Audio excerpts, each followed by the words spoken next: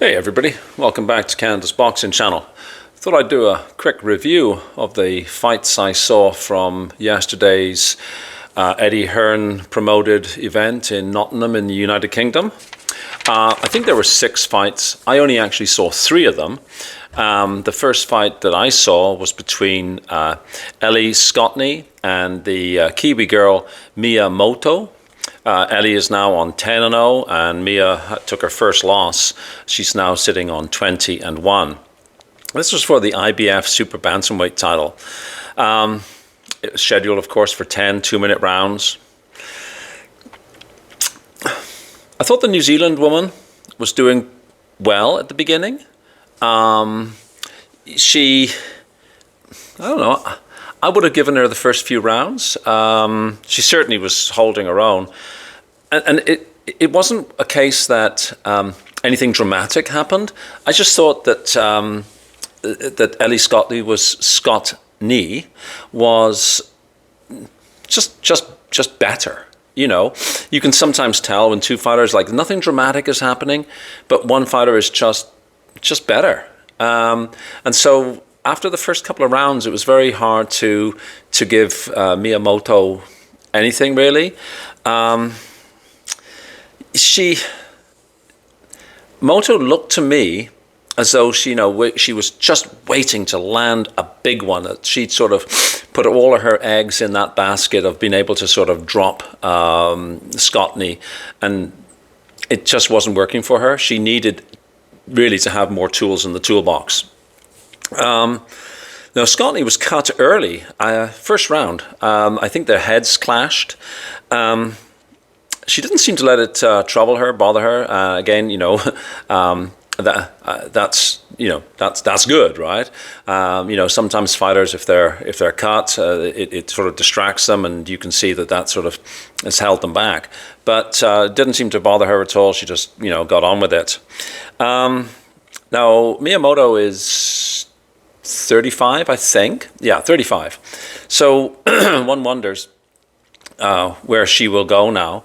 Scotney, of course, again, the question is, who does she fight next?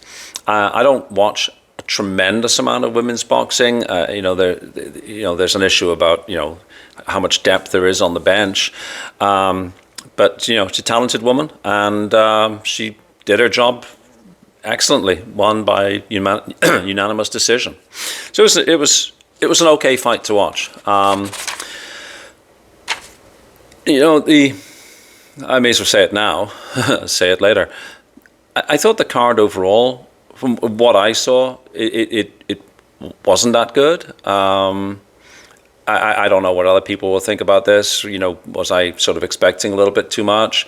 It was broadcast on DAZN. I don't know. It was an okay card. But anyways, on with the other 2 fights that I saw. I saw Harry Scarff, who's now 13-4, against Conor Walker, who's now 15-3. This was a 12-round fight for the British and Commonwealth welterweight title. I've seen Scarff fight before. I don't like watching him. He's not a visually entertaining fighter for me to watch. Obviously, he will have his fans, and his style is his style, right? Eye appeal for me, I know I sound like a super casual now, it doesn't really work for me. In my notes I wrote, he's an ugly fighter to watch, but I think I'm being a little harsh. He's not ugly, it's just that it's just not appealing to me. I thought Scarff was winning everything, and yeah. In fact, if I'd switched it off at, say, I don't know, 10 after round 10, I would have just assumed, oh well, it's Scarff's going to win, sort of a boring points decision win. But one of the reasons that we love this sport and we watch this sport is for the upsets. A solid left from Walker just cooked his hash. It was followed up by a barrage, and then I think, if I'm remembering this correctly, it was a right hand that finished it off. So Colin Walker is now the British and Commonwealth welterweight champion. If you're watching this, honestly, I would kind of fast forward, and because it wasn't a very entertaining fight in to me, but it was a really neat finish. So well done to Colin Walker. Now, the reason I was essentially watching this fight, besides the fact that I'll almost watch any boxing match, was I was keen to watch the Dalton Smith against Walid, I don't know how to pronounce his last name, Quizza. If I've mispronounced his name, I apologize. He's a fighter fighting out of France. And this was for the European super lightweight title. I wish it had gone longer.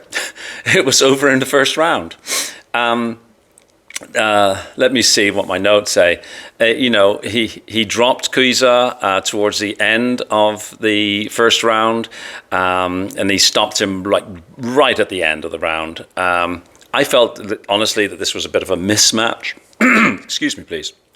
Considering it was a European title fight, I remember when European title was a very big deal. Just like one below world title. I'm not sure if it's lost that reputation now or not, or maybe this was just a mismatch. I felt that from the get-go, Smith came out and just said, "Hey, look, this is my toolbox. I'm going to use a bunch of these tools, and I'm going to beat you." It really, to my eye, looked like a high-quality boxer against much more of a journeyman type boxer. Dalton Smith now moves to 17-0, and Walid Quizza is on 19-3. So he came in with a decent record. It just looked like they were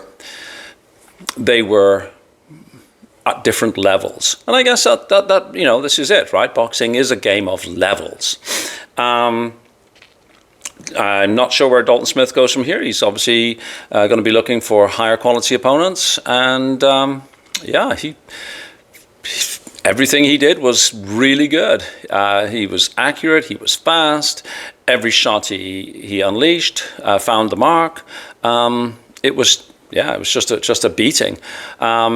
I think actually the towel was coming in as the ref was ending the fight, and it was good. I mean, you could see that the Frenchman had nothing. I mean, if he'd survived the first round, I think you could bet your bottom dollar that it wouldn't have gone past the second.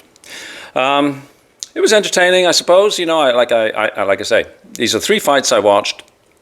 I didn't see any of the earlier stuff, but I don't know. A slightly disappointing card. That's for me. It might be because I'm not a huge fan of any of them.